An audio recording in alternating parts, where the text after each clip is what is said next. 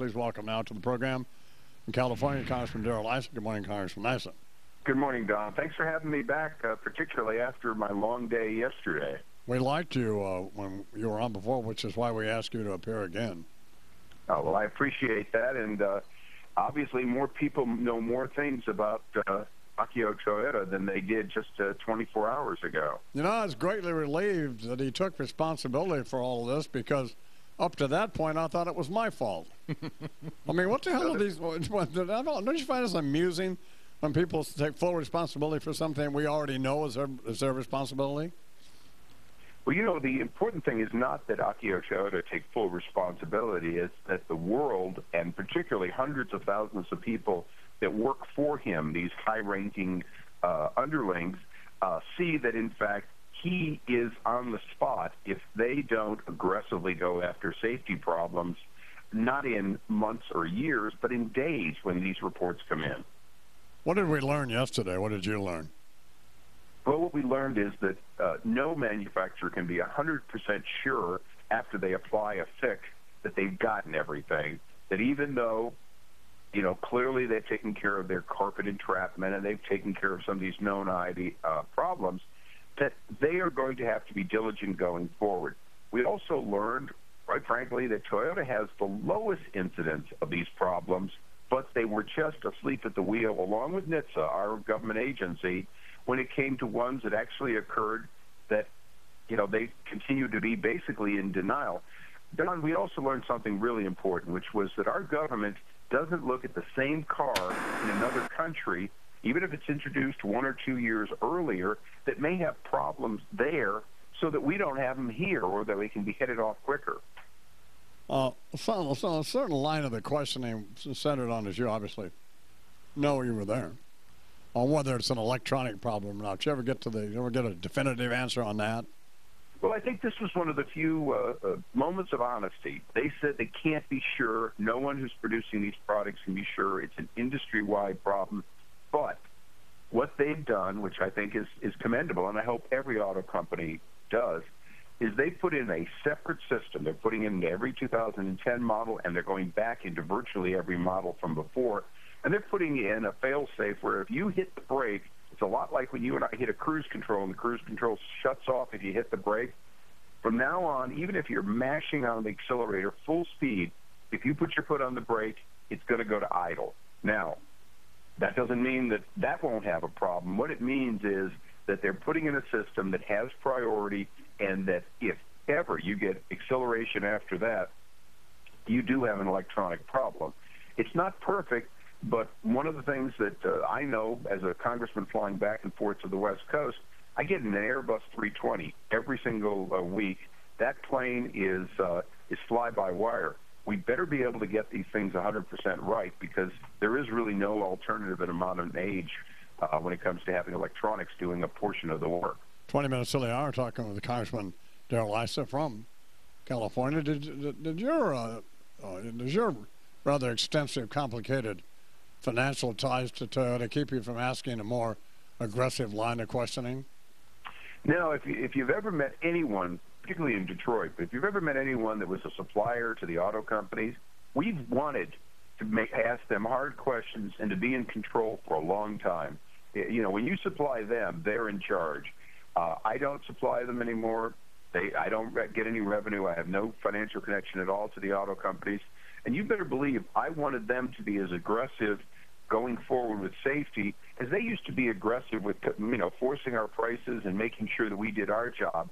So in some ways, if anything, Toyota probably got a harder time by having an automobile supplier sitting up there on the dais saying, hold it, I'm not letting you off the hook now. You're the top of the food chain.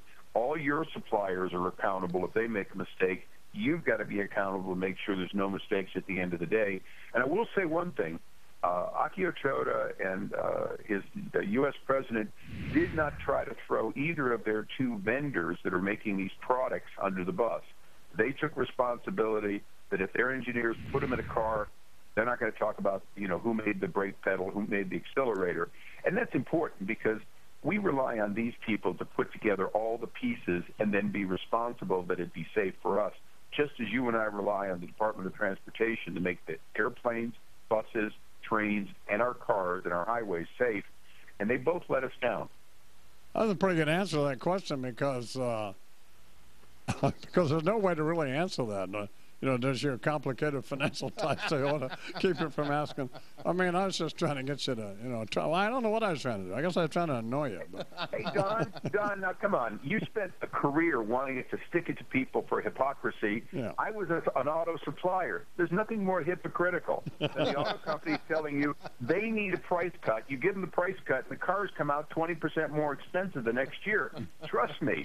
We all wanted it. That was the question I couldn't ask is, why is it every year I had to give you price reductions to all my auto company customers, and every year you have price increases? That's the question auto suppliers wanted to ask. I wish I could have asked it. 18 till the hour. We're talking with Congressman Darrell Issa here on the I'm Still Winning program. Bernard tells me that Congressman Issa ought to be in the Senate, and because our view of people in Congress, by the way, in the House of Representatives, Congressman Issa, is that, well, you know this or not, but I think they fall into three categories. People with stunningly low self-esteem, people who are actually criminals, and then people like you who have great potential and should be in the Senate. And so, because some of the questions from some of your colleagues were stunningly idiotic. I actually had one question about a comment on. I said, "Well, do you think the sticking accelerator will cause the car to speed up?" I thought, "Oh my God!" So I don't know. Well, you know, Don. One of the things about the House of the People, not the House of Lords that we often call the Senate, but the important thing about the House of the People is that not that you see and admire every member of the House, it's that you see somewhere in every member of the House the guy you know next door or on the street. Well, okay. You get along with Kucinich, by the way. Well, I get along with Dennis very well. He's actually the congressman to my little brother, and he represents the area I grew up in and haven't got a chance of being elected in because I'm a native Clevelander. Yeah. But, you know, Dennis often takes the same view, but for the opposite reason, and I always find that interesting in politics.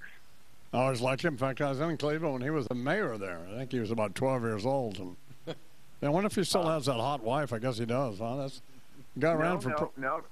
Dennis changes wives about every third election. So he has a lovely wife right now who was born in Britain and adores him because he's of course going to win the presidency and give us the Secretary of Peace.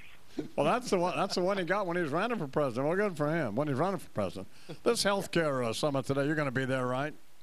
Well, you know, I'm looking for the invitation. I'm going to double check it before I go to work today to see if it's in the mailbox. But no, there's about 17 doctors in the House that probably should be invited before I am. But you know, unfortunately, I'm not real good with 2 to 3,000 page solutions to problems, and then we actually increase the cost of health care, not reduce it. Oh. Don, I came out of business. If there's a solution for too expensive health care, it's not a more expensive health care. And I want to get everyone covered, but I know that if we don't get down the cost of health care, we're not really fixing it. And right now, the arguments aren't going that way. You know, one side's arguing only about tort reform at times, and the other side is clearly arguing about more government solutions when, in fact, Medicare is a big part of the problem. It's good health care, but it hasn't been a good cost controller, and it certainly hasn't led the way for a solution for all of us. When's Senator Boxer or Senator Feinstein up for re-election? Well, Senator Boxer probably doesn't know it yet, but this is her year. And 2 years later, Senator Feinstein's up in 2012. Let's get you in there. Come on now, you got the money. Let's do it. Let's do this, all right? Well, you know, and look, and when I see your contribution in the mail, then I'll know you're serious. I don't give money to politicians. All right, baby, thank you. Wait a second. Don, didn't you give Kiki any money? I gave him $1,000. You're right about that, but that's okay. it. I just want to get to the high level of that someday. Thank you very much. Thank you. Take care. Congressman Darrell Issa here on the I'm Still Winning program, 14 till the hour.